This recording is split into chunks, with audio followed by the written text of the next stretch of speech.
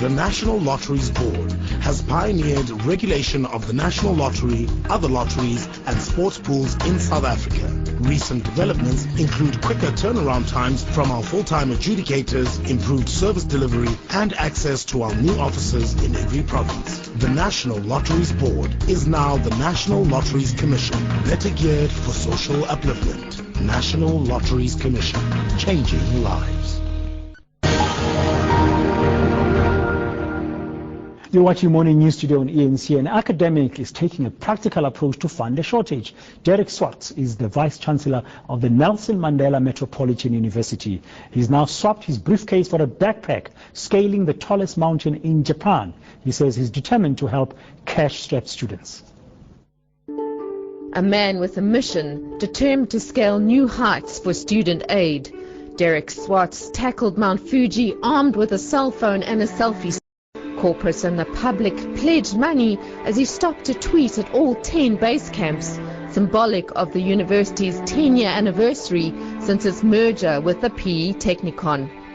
We are all grappling with this really difficult task at the moment of raising funds to help generations of students that are unable to make ends meet. The last few kilometers were grueling due to the lack of oxygen and the below freezing temperatures. But Swartz says the hard slog was worthwhile when he finally completed his climb.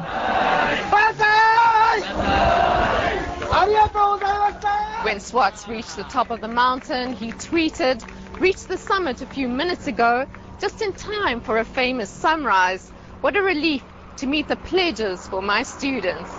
For his efforts, Swartz raised over R1 million for bursaries for those who meet the bill. They also have to have leadership qualities and attribute so much more than just academic. They have to want to give back to their communities and be a role model. One of the first recipients to qualify is Sukumzi Dukwe, who matriculated top of his class. Brought up in the shack in the Joe Slovo informal settlement, his dream of becoming a psychologist seemed remote because his mother is unemployed. He really showed the bone to by going and climbing the mountain, knowing that he would get nothing, but he did it out of love and out of love and of his students and education. And I'm really grateful for what he did for us.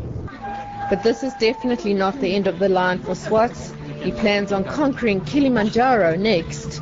Sandy McCowan, Port Elizabeth, Eastern Cape.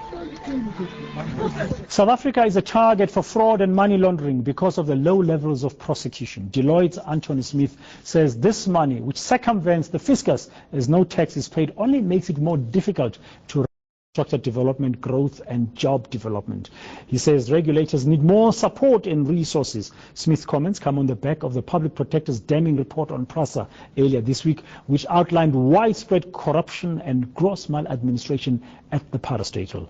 Deloitte's Anthony Smith is joining us now in the studio. Anthony, good morning and thank you very much. Good morning, Dan. Thank you. Very interesting statements and findings you are making. One would have thought that South Africa, being a very good country in terms of financial services, that we have in place in that system the right mechanisms and measures to really prevent fraud and money laundering. But from what you're saying and the findings by other bodies in the world, we're actually not doing well at all.